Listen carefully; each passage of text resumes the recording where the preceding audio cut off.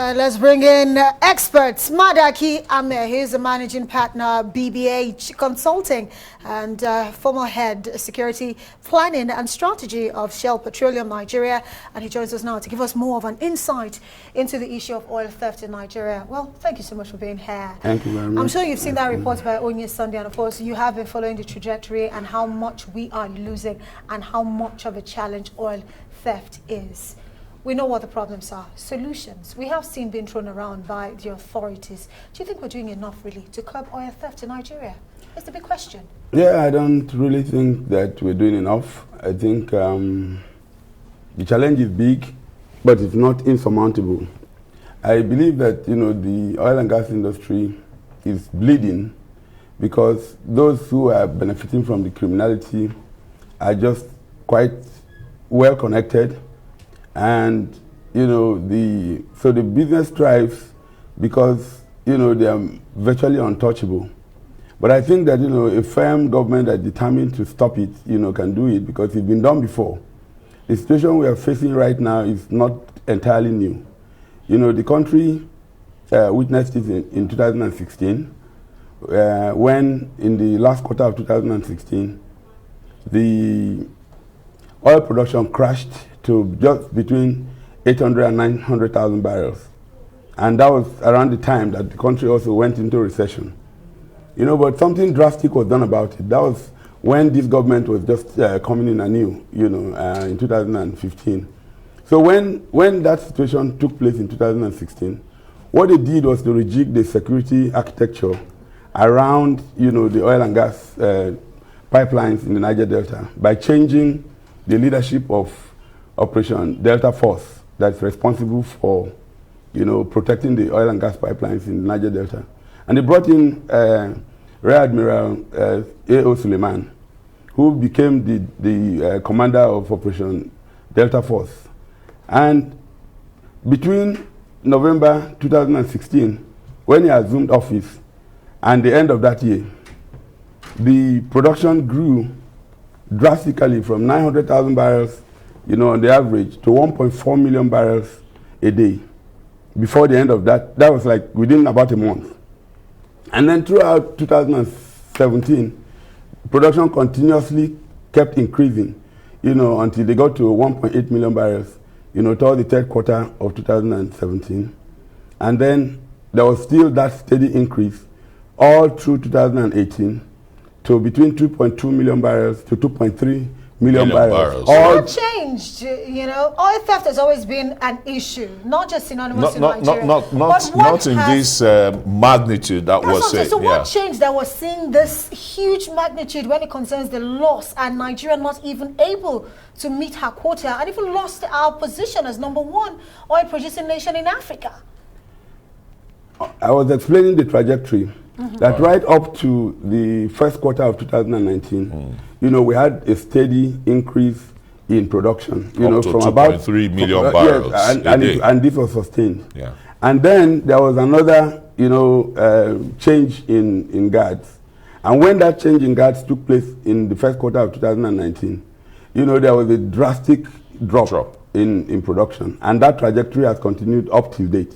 So I think the investigation that needs to be carried out is what changed, just like you asked, and why was there that step change? What was the former leadership doing doing differently? That the new leadership that took that assumed, control of. With your comment, you're actually almost saying that the security agents should be held responsible for this, because you're saying the change of the service chiefs to a certain extent has its own effect on our production. Is that what you're saying? Yeah, to get you clearly. If you talk to the IOCs, they will tell you that the trajectory of the current decline in production, started from 2019, the first quarter. Did they raise the alarm? Because Madaki, you've been, in the swamps before, been in charge of security pipelines, routes and the rest. How easy is it for a layman, an amateur, to tap those pipes, the pipelines, without the holding company, like the one we saw, Shell, knowing in their flow stations They must have meters. Then where is the former DPR? That's the Nigerian Upstream Regulatory Agency. Where are they in all of this? Well, I hear you, but the point again, and we must correct this, it's not all shortfall in production that's attributable to crude oil theft. Because, the country is kind of fixated with the concept of theft. It looks like, things are being muddled up. We had a very good interview the last time by the current chief of naval staff. Yeah. Vice Admiral Awal Gambo, and he made the point, that it's, we lump up deferment of crude oil because of technical challenges by the oil companies when they shut down pipelines. We lump them up also with loss of production, through crude oil theft. So at the end of the day, there are times that the oil companies have to shut down some pipelines because and they declare force majeure. They declare that force majeure, and then the production goes down. Because some of the pipelines are leaking due to maybe criminal interference and so on. It's not so it's not all the production that is lost that's reported and is reported that has to be attributed to theft. So we just must make that point. That. So apart from shutdowns, maybe because of one technical reason or the other. What are the other factors? What are the other factors, like what we saw in our correspondent's report? That was on-the-spot report of how major pipelines, these are onshore pipelines, which are very easy to tap or, break into. They can't get to offshore, except the companies themselves are the ones, selling the crude without them being recorded by government officials. Well, I wouldn't go as far as making that assertion without a further investigation. No, you have been on ground before. I know. That's why we're putting it to you. The point I'm making is that there's the high level of collusion between all of the actors. As you saw from the video, this is a highly technical activity. Yeah. And because of the sheer pressure, that goes on within the pipeline, it's completely impossible for an amateur to just tap into a pipeline and start stealing the product. So the government needs to do so much more. Plug the loopholes, ensure that people take responsibility for stretches of the pipeline that fall within their enclaves, and then hold people accountable. 58 of such, illegal tapping of the pipelines have been discovered by Tantita private security agents. Tom Polo's security agents. Would you say the 4 billion naira contract is really worth it, that can cover the whole of the Niger Delta in securing the pipelines and curbing oil theft? Well, that's another kettle of fish, because the challenge then lies in the fact that, we have 5 major trunk lines.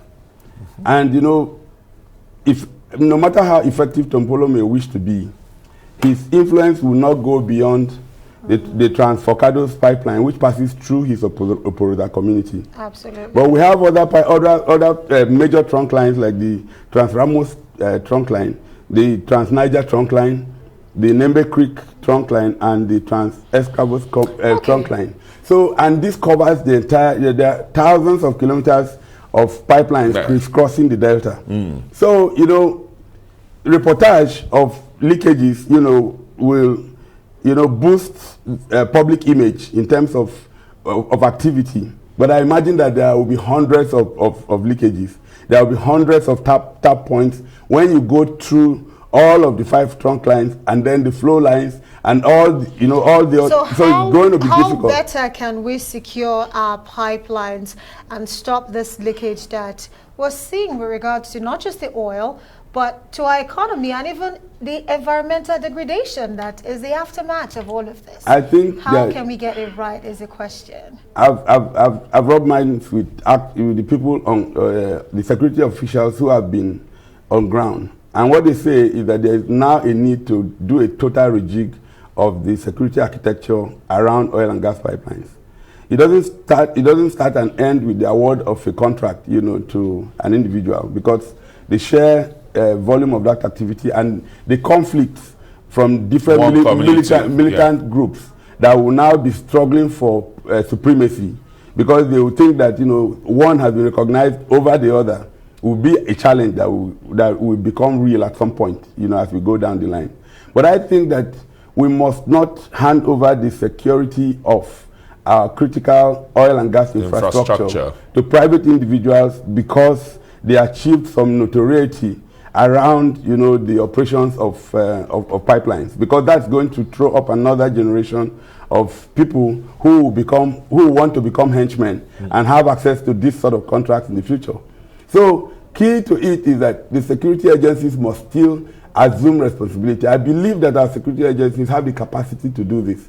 But I think that a total rejig, a total change out of all the people responsible for securing oil and gas facilities at the moment and replacement with other people who are fresh, you know, and will come up with fresh ideas will actually go a long way, you know, in correcting the kind of challenges that we're Thank you so very much, Madaki Ameh. We forgot to say Madaki Ameh is also a lawyer, apart from oil and gas expert and a major consultant in that Thank you for joining us tonight so on the very program. The pleasure is all mine.